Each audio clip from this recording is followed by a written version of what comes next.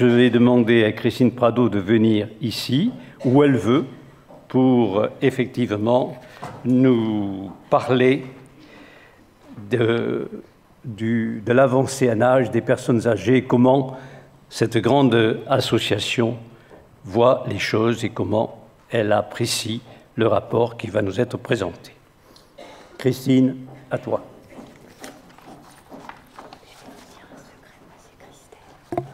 Oh, je me trompe. C'est terrible, je me trompe toujours. Et si vous savez pourquoi je me trompe, je vous le dirai au creux de l'oreille, pourquoi je dis Christine, pour des raisons tout à fait personnelles. Ça ne me dérange pas, il y a une Sainte Christine, il n'y a pas de Sainte Christelle. D'accord. Voilà, ça fait la deuxième fois que je me trompe. Ah oui, à chaque fois. Mais j'avais dit râteau une fois. Bon, excusez-moi.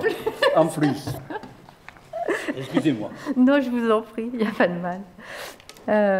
Et d'ailleurs, ça me détend avant d'aborder un sujet bien délicat, un sujet que l'UNAPI porte depuis de nombreuses années, puisque nous, en tant que parents, forcément, nous avons toujours eu l'espoir que nos enfants vieillissent, même si d'autres ont pu,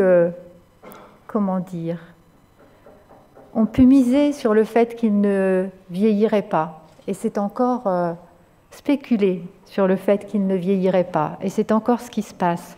Je préfère vous prévenir que mon propos va être très politique, parce qu'il va y avoir beaucoup d'interventions techniques tout à l'heure, de personnes qui sont très au fait de l'accueil et de l'accompagnement des personnes handicapées vieillissantes. Et j'ai prévu, parce que mes responsabilités de présidente de l'UNAPI me font vivre depuis un peu plus de 4 ans, 2 projets de réforme de l'accompagnement des personnes âgées, que j'ai envie de vous livrer des choses toutes simples. Je crois que, au-delà du rapport de Patrick Goé, que je tiens à saluer, qui est une très bonne synthèse et un très bon départ de ce que nous pouvons souhaiter pour les personnes handicapées vieillissantes, à savoir tenir compte de leur réalité de vie. Ce rapport, s'il a été commandé, si je puis dire, c'est parce que l'UNAPI avait interpellé la ministre en lui disant, tout simplement, c'est pas elle qui appelle. Non. Pas déjà. En lui disant tout simplement, voilà, nous avons fait une étude dans notre propre réseau UNAPI. Il y a, et c'était en 2007, il y a 15 000 personnes handicapées vieillissantes sans solution adaptée. Nous avons fait une projection de population. En 2013, elles seront 30 000. Rien que dans le réseau UNAPI, qui n'est pas le seul réseau de l'Hexagone. Alors, que fait-on? Nous avons mis sur la table, depuis de nombreuses années, un certain nombre de solutions. Nos associations affiliées qui sont sur les territoires et qui prennent en compte la réalité des choses ont imaginé une diversité, une palette de réponses. Alors, on y va. Et là, comme d'habitude, le gouvernement nous a répondu « Oh, attendez, il faut réfléchir. Il faut toujours réfléchir. » Parce qu'une association qui réfléchit, une association de terrain avec des professionnels qui réfléchissent, ça ne doit pas être suffisant, je pense. Il faut qu'il y ait d'autres personnes qui réfléchissent pour nous expliquer comment nous n'allons pas pouvoir réaliser ce qui est important pour les personnes concernées. Alors, j'ai travaillé aussi sur le projet de l'adaptation de la société au vieillissement. Vous avez dit tout à l'heure, Monsieur Baruch, c'est symptomatique, un projet de loi sur l'autonomie. Ce n'est pas un projet de loi sur l'autonomie. Parce qu'à la rigueur, si ça avait été un projet de loi sur l'autonomie, l'ensemble des associations représentatives des personnes handicapées se seraient beaucoup plus mobilisées. Nous nous sommes mobilisés dans le cadre de la concertation, mais on nous a dit, attendez, n'en demandez pas trop, ça ne vous concerne pas. C'est vraiment un projet de loi de l'adaptation de notre société au vieillissement. Hein, c'est ce que nous a expliqué bien gentiment Madame Delaunay. Alors, nous, on a mis un certain nombre de sujets sur la table qui nous semblent être des sujets convergents et que vous pouvez retrouver dans un des rapports du Conseil économique, social et environnemental. La loi du 11 février 2005, et Jean-François Chaussy le sait, elle porte en elle la convergence. C'est pas une fonte des populations, c'est pas un irrespect des populations où chacun perdrait son identité, c'est simplement de se dire, c'est de faire de la politique, c'est de se dire comment, sur des sujets convergents, on organise des solutions. Et tout à l'heure, vous parliez d'économie, des solutions qui permettent effectivement à notre pays d'être plus soucieux de la façon dont on dépense l'argent public. Parmi ces sujets convergents, il y a celui des aidants. Il y a celui des aides techniques. Il y a celui éminent de l'accessibilité. Il y a celui des services à domicile. Il y a celui de la gouvernance.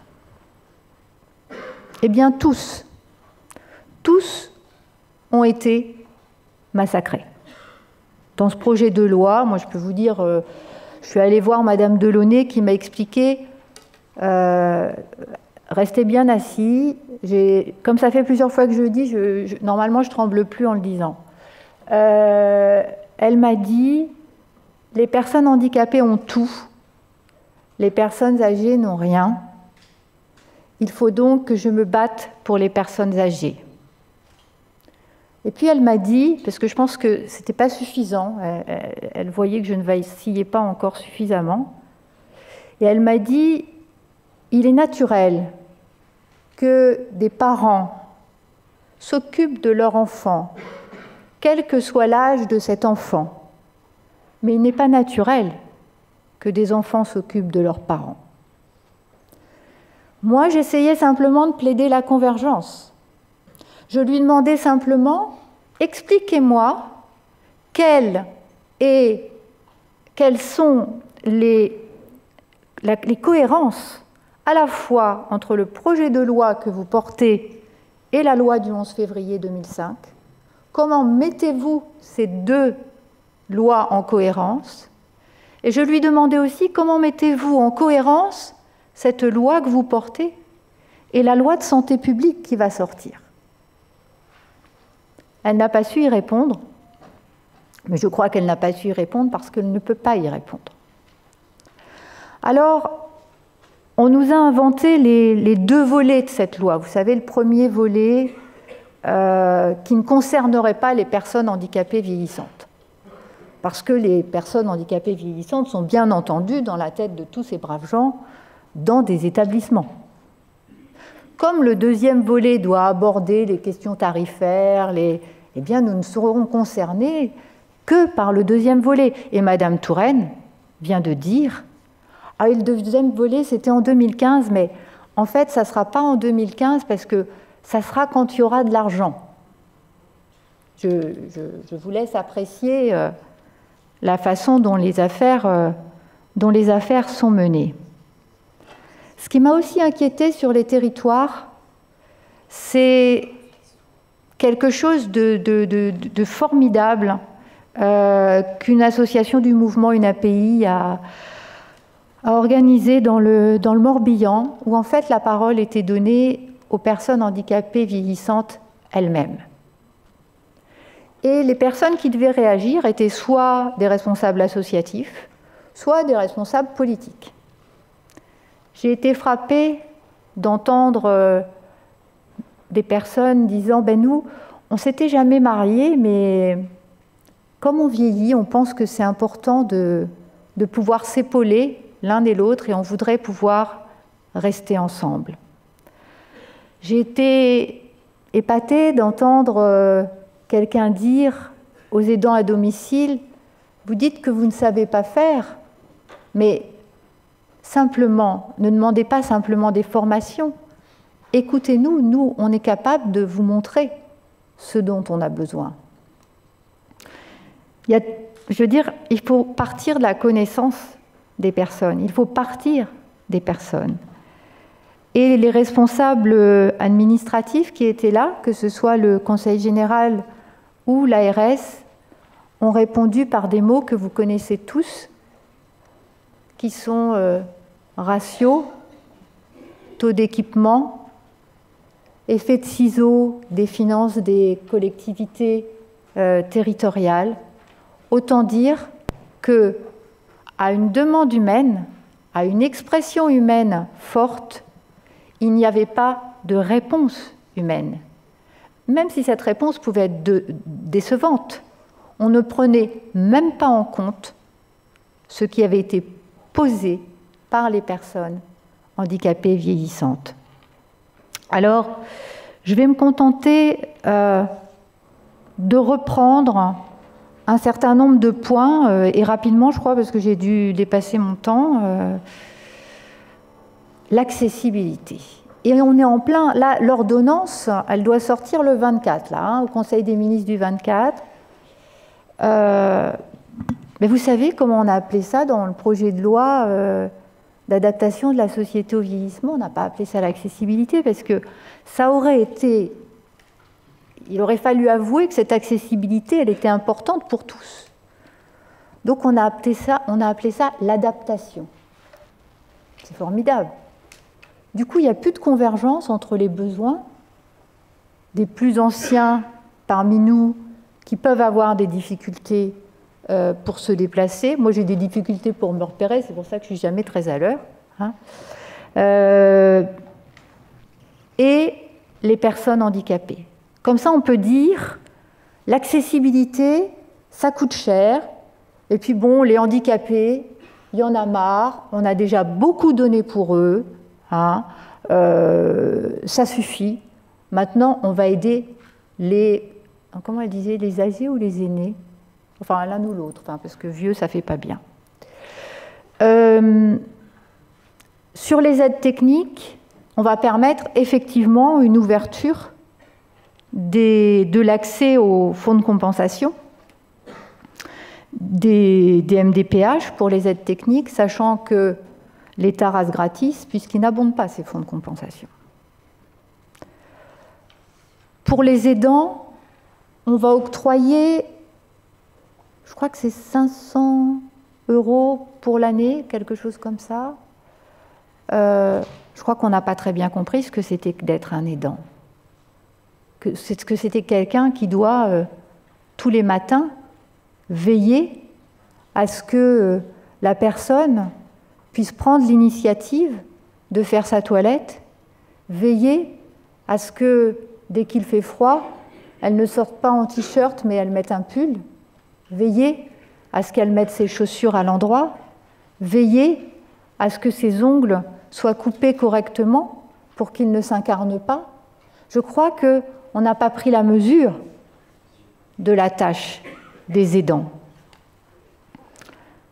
Pour les services à domicile, c'est un vrai désastre. Enfin, il paraît qu'ils verront ça dans le deuxième volet de la loi.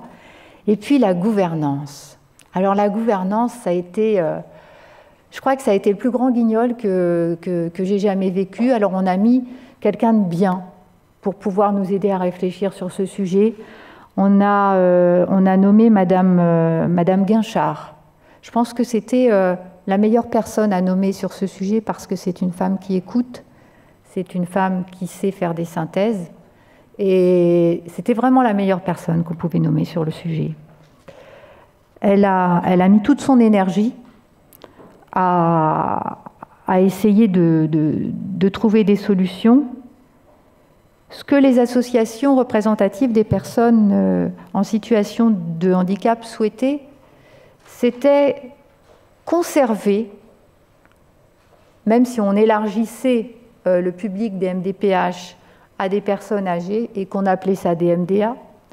Nous refusions l'intégration de ces services à l'intérieur de la collectivité territoriale qu'est le Conseil général, et nous refusions le fait que le service change de statut, c'est-à-dire que ça reste un groupement d'intérêt public qui est vraiment le garant, ce statut, qui est le garant d'une collaboration entre tous les acteurs, d'une prise de responsabilité collective entre les acteurs.